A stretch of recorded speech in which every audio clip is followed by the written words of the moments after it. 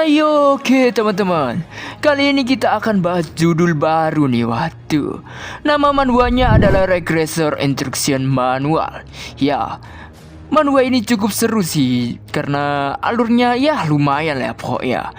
Dan juga ini adalah request dari teman kita ya, jadi gak ada salahnya untuk kita bahas alurnya karena seru.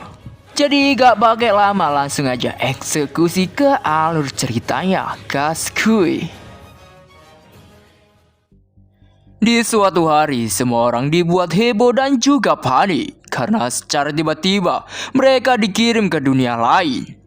Rasa cemas, bingung, takut, ya itulah yang mereka rasakan.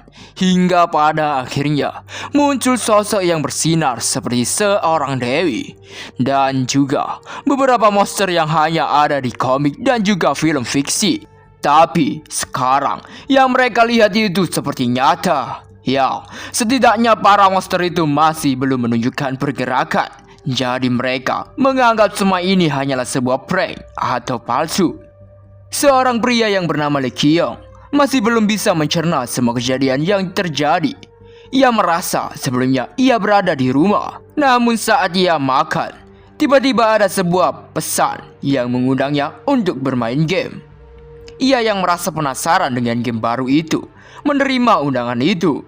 Dan ya, itulah hal yang terakhir ia ingat. Semua orang yang panik ingin segera keluar dari tempat ini. Tapi tentu saja itu tidak bisa. Di tengah kekacauan itu, ada seorang pria berambut kuning yang meminta semua orang untuk tenang. Dan pria itu menghampiri Lee Kyung dan mempertanyakan tentang situasi yang terjadi. Kyung yang sama-sama tidak mengetahui situasinya. Ia berkata kepada pria itu bahwa dia tidak yakin dengan situasi saat ini. Karena sentuhan dari orang itu, Kyung sadar bahwa semua ini bukanlah mimpi ataupun halusinasi. Dan juga tidak ada yang terasa aneh. Tapi Kyung juga bertanya-tanya tentang tempat apa ini sebenarnya. Dan kini sosok bersinar itu mulai bersuara dan menjelaskan situasi yang tengah terjadi. Selamat datang di dunia lain. Pertama-tama, saya berterima kasih karena kalian semua sudah menerima undangan dari kami. Kalian semua telah terpilih sebagai pahlawan yang akan menyelamatkan dunia ini yang berada di ambang kehancuran ini. Semuanya, tolong perhatikan apa yang akan saya katakan mulai dari sekarang. Karena ini menyangkut hidup atau mati kalian. Dan tidak semua orang yang berada di sini bisa memasuki dunia kami. Hanya orang-orang yang bisa menyelesaikan tutorialnya saja yang bisa memasuki. Saya ucapkan sekali lagi, hanya mereka yang sudah menyelesaikan tutorialnya saja yang bisa memasuki dunia kami. Dan hanya sebagian dari yang bisa bertahan hidup. Dan yang kedua, wilayah yang kalian tempati saat ini disebut starting point. Kalian bisa menganggap ini sebagai ruang tunggu. Berbagai persediaan untuk bisa bertahan hidup telah disediakan di tempat ini, seperti air, makanan, dan juga berbagai macam jenis senjata. Dan yang ketiga, kalian semua bisa mendapatkan berbagai spesial kelas yang ada di dunia ini. Bahkan beberapa orang bisa mendapatkan trait yang khusus untuk mereka saja. Dengan semua penjelasan itu, Kyung sadar dan mulai memahami situasi yang ia alami sekarang. Sang dewi itu meminta semua orang untuk memilih senjata yang telah tersedia di tempat ini. Kyung memutuskan untuk memilih tombak sebagai senjatanya. Dan ya, sang dewi meminta semua orang untuk bertahan hidup. Sang dewi juga memberitahu semua orang untuk mengatakan status window untuk melihat profil mereka. Dan secara serentak semua orang mengatakan status window. Dan di situ terlihat status milik Kyung. Di situ juga terlihat laki dan intelijen milik Kyung berada di heroik. Kyung masih belum paham dengan bagus atau buruknya stat yang ia miliki. Fokus Kyung kemudian teralihkan dengan adanya satu menu yang bertuliskan Anda telah mendapatkan trait ability.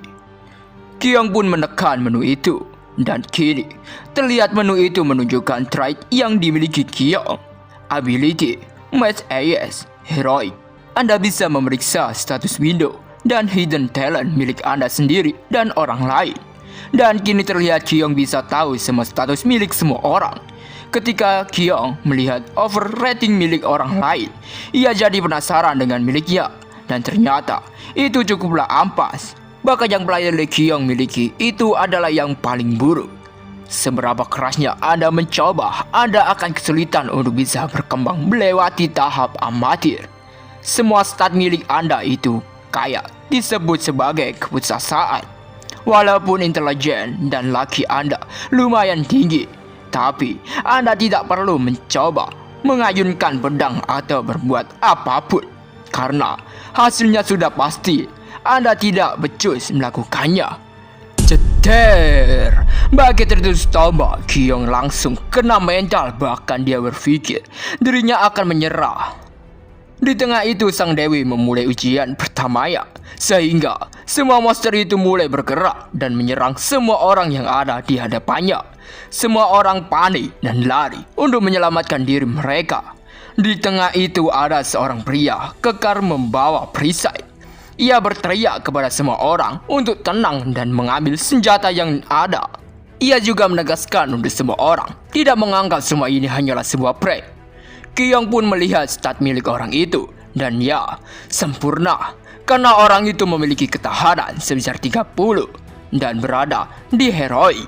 Jadi, dengan itu dia cocok sebagai tameng Kyong. Kyong mulai mendekati orang itu dan menyuruhnya untuk memimpin jalan, dan dia akan membantunya. Orang itu bertanya kepada Kyong apakah dia berniat untuk bertaruh, dan Kyong pun menimpali perkataan orang itu. Ya, kita gak bisa berserah begitu saja. Kita harus melakukan sesuatu. Orang itu cukup kagum dengan perkataan Kyong. Dan di situ Kyong mengajak orang itu untuk segera pergi dari tempat itu. Namun, secara tiba-tiba ada seekor goblin yang ingin menerkam pria itu. Dengan sigap Kyong langsung menghantamkan tombaknya kepada goblin itu. Kyong memarahi pria itu karena dia tidak siap untuk bertaruh. Dan Kyong juga meminta pria itu untuk segera pergi kalau dia tidak mau mokat. Ya, karena masih belum tahu nama dari pria kekar itu, kita panggil Arif aja dulu, oke? Di sini Kyong cukup puas karena dia sekarang memiliki perisai daging. Di tengah perjalanan, mereka juga terus dihadang oleh beberapa goblin yang berusaha untuk menyerang Kyong dan juga Arif. Dengan keterampilan yang dimiliki Kyong, dia bisa mengalahkan goblin yang menyerang mereka. Dan juga dengan kombinasi perisai Arif, jadi mereka bisa mengatasi sergapan goblin itu dengan mudah. Mereka pun mulai bergegas untuk segera melanjutkan ujian selanjutnya. Namun tiba-tiba ada suara minta tolong kepada mereka berdua. Dan terlihat ada seorang pria yang dikerubungi oleh para goblin. Kyong yang melihatnya tidak tega dan ia pun mendekati orang itu. Namun, Kyong hanya mengambil kantong milik orang itu. Ya, sebenarnya ini berat bagi mereka berdua. Tapi, inilah kenyataan yang harus mereka jalankan di dunia yang kejam ini. Ia meminta maaf kepada orang itu dan berterima kasih kepada orang itu. Karena berkat dialah mereka bisa selamat. Mereka berdua memasuki gerbang yang ada di situ untuk melanjutkan perjalanan. Kini mereka berdua di sebuah tempat yang mirip dengan penjara.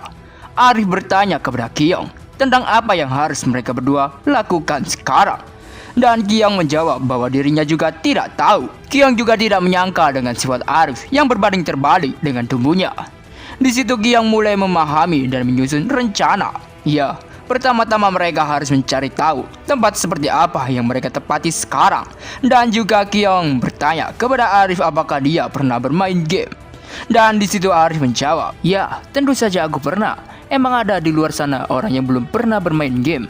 Dan Kyong pun menjelaskan kepada Arif, status window, stat, title, equipment, dan class. Tidakkah kau merasa pernah melihat ini semua? Bayangkan kau sekarang berada di dalam game. Apa yang harus kau lakukan? Ya, kau perlu untuk meningkatkan levelmu. Kemungkinan ini adalah sebuah sistem di mana kau bisa meningkatkan statmu jika kau bunuh monster di sini. Dan kau memperoleh sebuah kelas saat kau terus melawan mereka. Ya, menurut Kyong semua ini pastilah sulit. Tapi mereka harus bertambah lebih kuat. Untungnya juga mereka memiliki sebuah senjata dan sebuah perisai. Dan juga mereka memiliki air dan persediaan makanan. Jika dibandingkan dengan orang lain, situasi mereka jauh lebih baik. Dan tiba-tiba ada sebuah mata besar yang melihat ke arah mereka. Mereka yang menyadarinya cukup kaget dan juga panik. Dan di situ juga terlihat profil milik monster itu. Nama Furaikios Demon, umur 5 tahun, Tendence, insting, speciality, monster rank rendah yang memiliki penglihatan buruk dan kecerdasan yang rendah. Qiong yang tahu kalau monster itu memiliki penglihatan yang buruk, jadi dia berniatan untuk menyerang monster itu. Dengan cepat, Qiong langsung menancapkan tombaknya ke mata monster itu. Celas, tombak Qiong langsung menancap dalam ke mata besar monster itu. Karena serangan itu, monster itu pun akhirnya mokat. Dan kini terlihat strength milik Qiong naik 1, jadi strength Qiong sekarang adalah 11. Dan ya, semua seperti dugaan Qiong. Apabila mereka menghabisi monster, mereka akan mendapatkan experience. Qiong memberikan wejangan kepada Arif. Ingatlah ini, jika aku bisa melakukannya, maka kau juga bisa. Tidak, kau bahkan bisa lebih baik dari aku. Ya, lagi pula juga Arif memiliki 30 poin stat endurance. Jadi tanpa wejangan dari Qiong, Arif juga sebenarnya sangat kuat. Arif yang mendengar perkataan Qiong, ia sangat terharu dan ia juga bertanya tentang nama Qiong. Qiong pun memperkenalkan dirinya sebagai Lei Qiong. Dan kini kita baru tahu nama dari Arif yang sebenarnya. Nama dia sebenarnya adalah Park Deogo. Deogo di situ meminta izin kepada Qiong untuk memanggilnya Qiong Hyungnim. Ya, Qiong si bodoh amat dan meminta Deogo untuk memanggilnya apa aja. Di situ Qiong membuat sebuah equipment dari bagian tubuh monster yang ia habisi tadi. Dan Qiong pun memberikan kepada Deogo dan untuk dirinya sendiri. Deogo yang menerima equipment dari Qiong. Di situ endurance milik Deogo bertambah 1. Deogo sangat senang dengan equipment pemberian dari Qiong dan ia mengucapkan terima kasih setulusnya kepada Qiong. Bahkan ia siap melakukan apa saja yang Qiong katakan. Qiong mengajak Deogo untuk segera pergi dari tempat ini dulu. Ia meminta untuk segera keluar karena mereka tidak memiliki kelas. Namun, secara tiba-tiba ada sebuah teriakan seorang perempuan yang meminta tolong. Dan terlihat wanita itu tengah dikejar oleh segerombolan monster mid-ace. Qiong yang melihatnya sangat panik karena jumlah monster mid-ace itu sangatlah banyak. Sangat mustahil bagi mereka mengalahkan monster itu. Jadi Qiong meminta Deogo untuk segera lari. Di tengah itu Qiong mencoba untuk melihat profil milik wanita itu. Dan terlihat nama dari wanita itu adalah Jung Hayan. Dan stat yang membuat Qiong cukup tertarik adalah magic powernya. Karena tertulis jelas di situ magic power milik Jung Hayan adalah legendari. Qiong langsung mengajak Deogo untuk menyelamatkan Jung Hayan.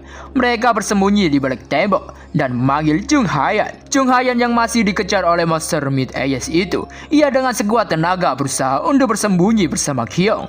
Dan kini monster itu mulai mendekati mereka dan langsung melancarkan serangan yang terarah ke mereka. Dengan sigap, Deogo langsung menahan serangan monster itu dengan perisai miliknya. Qiong juga langsung menerjang maju untuk menghabisi monster mid-ace. Dan monster itu pun berhasil untuk dikalahkan. Deogo merasa puas karena mereka berhasil mengalahkan monster itu. Namun, yang tidak mereka sadari adalah masih ada monster mid-ace lainnya.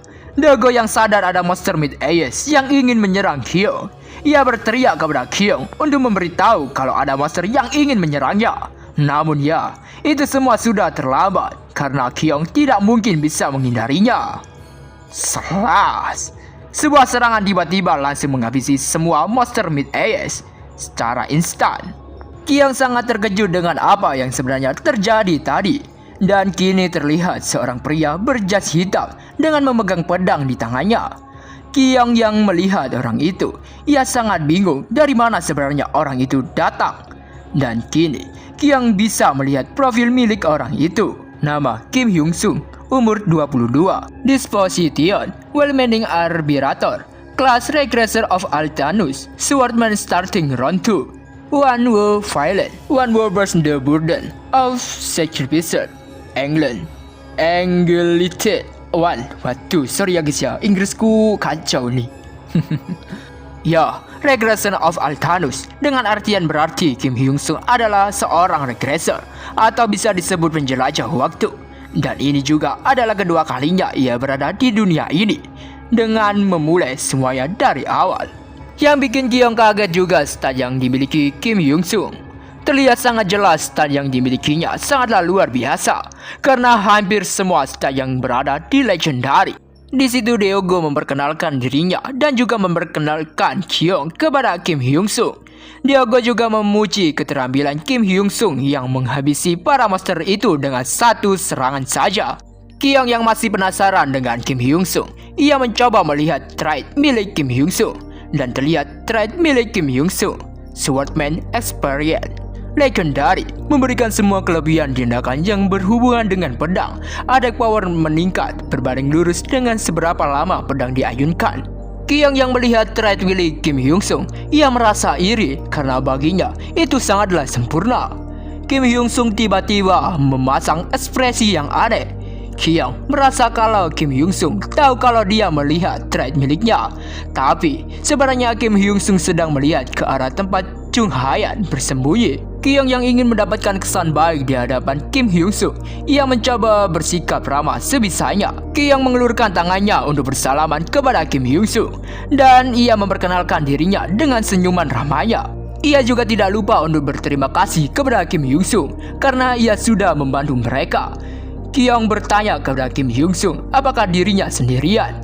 Kim Hyung Sung pun menjawab pertanyaan dari Kyung bahwa dirinya sebenarnya sedang mengumpulkan orang-orang yang masih selamat karena dirinya sudah mempersiapkan markas untuk mereka bersembunyi di tempat yang aman. Kyung bertanya berapa banyak orang yang sudah Kim Hyung Sung kumpulkan dan Kim Hyung Sung menjawab bahwa sekitar ada 30-an orang yang siap untuk bertarung. Sejujurnya, dia ingin mengajak kelompok Kyung untuk bergabung bersamanya. Kyung sebenarnya masih waspada dengan Kim Hyung Sung, tapi meski begitu ia merasa Kim Hyung Sung pasti paham cara menguasai tempat ini dan juga kemungkinan ia mengetahui kebenaran dari dunia ini. Jadi tidak ada alasan untuk tidak membangun hubungan baik dengan Kim Hyung Sung. Jadi ia memutuskan untuk bergabung bersama kelompok Kim Hyung Sung. Kyung kemudian teringat dengan Jung Hayan, jadi dia langsung mendekati Jung Hayan yang tengah meringkuk ketakutan. Kenapa kamu tidak berdiri? Kami datang untuk membantumu. Jung Hayan pun menerima uluran tangan Kyung dan dia juga berterima kasih kepada Kyung. Jung Hayan memperkenalkan dirinya kepada mereka semua.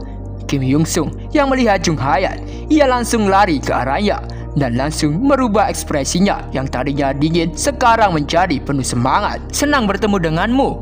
Aku Kim Hyung Sung. Ini Jung Hayan. Ia juga bertanya tentang kondisi Jung Hayan dan Jung Hayan menjawab bahwa dirinya baik-baik saja. Di sini Kyung sangat heran dengan perubahan ekspresi Kim Hyung Sung secara tiba-tiba. Kim Hyung Sung meminta izin kepada Jung Hayan untuk memanggilnya Euni dan ia juga meminta Jung Hayan untuk memberitahunya apabila ada sesuatu yang mengganggu dirinya. Dengan takut dan sambil memeluk Kyung, Jung Hayan menjawab perkataan Kim Hyung Sung. Oke, aku tidak apa-apa. Benar, tidak apa-apa. Kyung menyadari ada sesuatu yang spesial di antara mereka berdua sebelum Kim Hyung Sung regresi. Regresor dari Altanus, Swordman, dalam permulaan regresi keduanya. Dia yang tidak bisa menguasai, yang tercerahkan, orang yang menanggung beban pengorbanan. Pria itu adalah sosok terkuat yang sudah melihat akhir dunia ini. Apabila dia merubah aliran waktu dengan tujuan merubah masa depan. Kalau begitu, dia akan mencari apapun yang menguntungkan dirinya dari awal. Dan tentu saja, manusia juga termasuk dalam listnya. Ya, semua ini sedikit terlambat bagi Kyung. Di situ juga, Jung Hayan dengan malu-malu berterima kasih lagi kepada Kyung karena telah menyelamatkannya. Kyung dengan senyuman manisnya menjawab, sama-sama. Karena jawaban dari Kyung itu, Jung Hayan jadi tersipu malu. Kyung melihat ke arah Jung Hayan dan bergumam, Jung Hayan, gadis dengan potensi luar biasa sebagai penyihir yang terpendam. Kim Hyung Sung, veteran yang sedang dalam regresi keduanya. Kalian adalah harta, jadi ayo bersama-sama sampai akhir kalian berdua. Hahaha. Ya, videonya sampai di sini dulu ya teman-teman. Saya memohon maaf apabila ada pengucapan atau penyebutan nama yang kurang jelas atau salah ya guys ya. Mohon maaf. Ini juga Mimin lagi sariawan nih. Aduh, susah guys buat ngomong hadah. Oke, terima kasih banyak bagi kalian yang sudah mendukung channel ini dan juga menonton channel ini ya guys ya. Oke, dan saya ucapkan terima kasih dan saya akhiri. See you next time. Bye.